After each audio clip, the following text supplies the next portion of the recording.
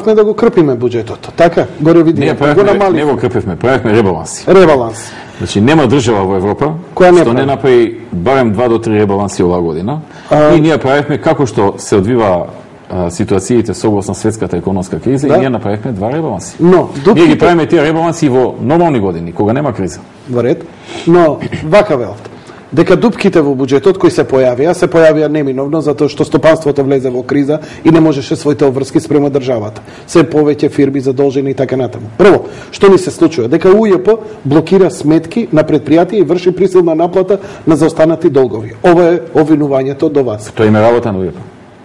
Ако некој не ги плаќа долговите согласно закон, да го притисна да ги плати. Но владата на ВМРО ДПМН блокира фирми на сметки на повеќе од 5000 фирми. Тоа е премногу, господин премиер, ќе се согласите. И секојдневни инспекции и казнување. Јас знам дека треба да се биде пред законот точен, да се исправи криминал и така натаму. Но не ли мислите дека ова навистина премногу? Значи никој не вели дека УЈП работи нешто противзаконски. Не. Дека зима повеќе отколку што е по закон. Не. Поплаката е зошто УЈП бара фирмите си го платат тоа што по закон треба да го платат како данок. Тука е поплаката. Значи, заради неисплатена бруто плата. А и се ставаат работниците во заштите, испаѓа чисто лицемерие. Како ги штитиме работниците ако изблокираме таа фирма, па работниците не можат да ја земат платата?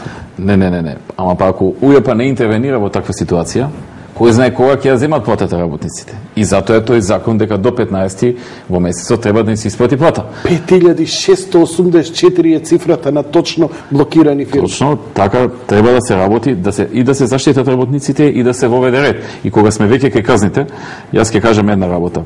Во минатото често пати се дискутираше дека во Македонија не се почитуваат законите.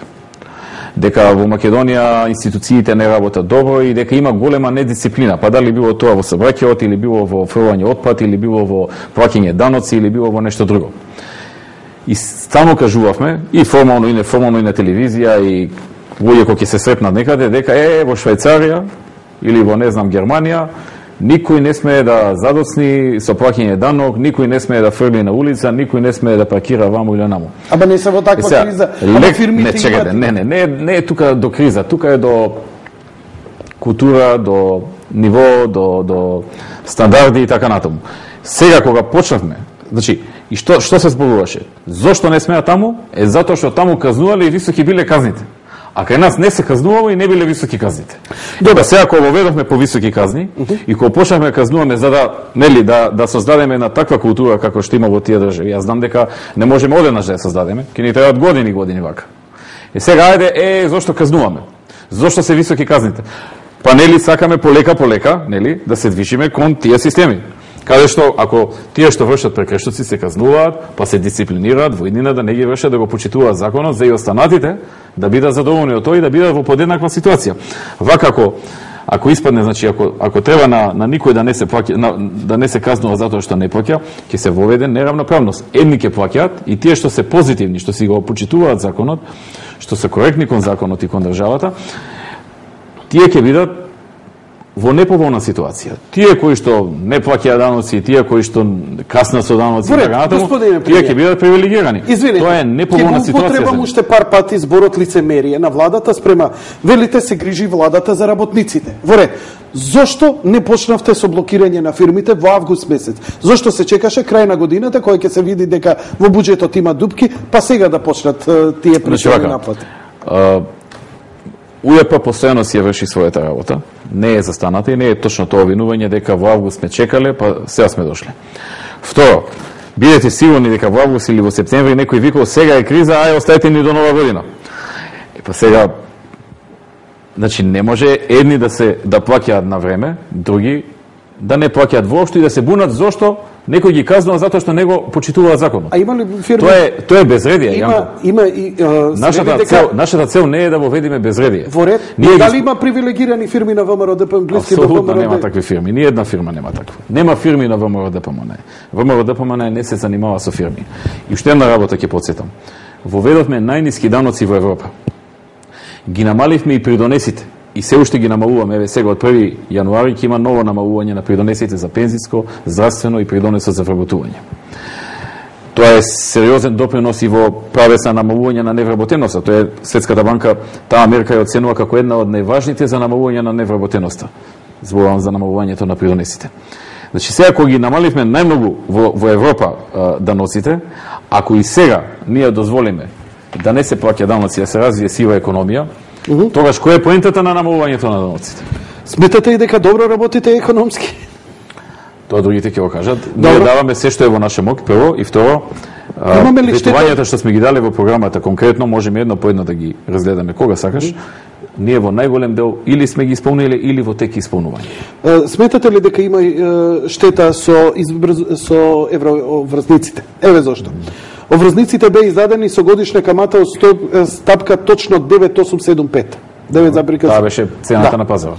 Преку екстремно рестриктивна монетарна политика на Народната банка со издавањето на овие евроврзници, владата успеа да ги стабилизира државните девизни резерви, пред тоа алармантно беа отпаднати за над 600 милиони евра од октомври 2008 година. Се извинувам. Пред да ги издадеме врзниците. Ова се работи кои ја ги вадам од вестници, што се зборело, што се зборело од стручњаци, од едни, од други, од опозиција, од ово, од оне. Коректно. Значи, не знам, вака ќе се обидам да ги подсетам тие што малку пратат економија.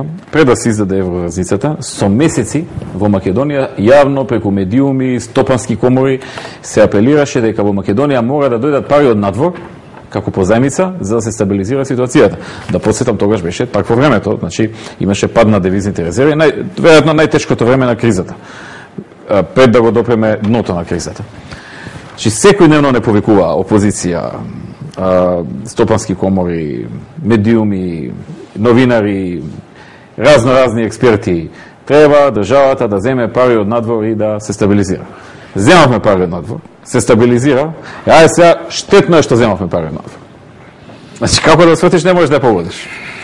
Па оврзницата била ваква, па оврзницата била таква. Па дали требало од ММФ или не требало од ММФ? Ние оценивме дека не треба од ММФ.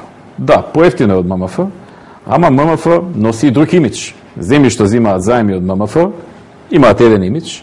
Земји што поминале цела криза, значи најглобалната криза во светот во последните 80 години, најголемата криза, без подршка на ММФ, без позајмување од ММФ, без специјални програми на ММФ, имаат друг имидж. И тоа се цени и се почитува. Така што, како и да ја сватиме работата, тешко на тие што сакаат да ни најдат мана, нема да им погодиме до крај.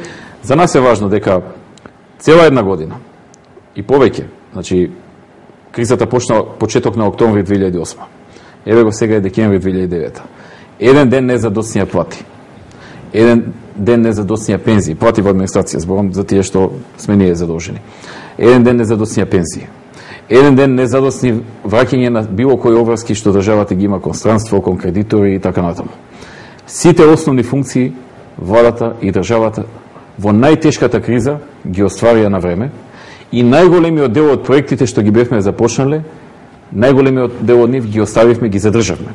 Некои малку ги забавивме, побавно, некои не им ја намаливме таа брзина, многу мал дел за сега се откажавме во смисла за кратко време, за веќе за следната година, повторно ќе си ги продолжиме, како да речеме, оние ваучерите или нешто друго. Така што за ваучерите имавте и протести? Имавме и протести, да.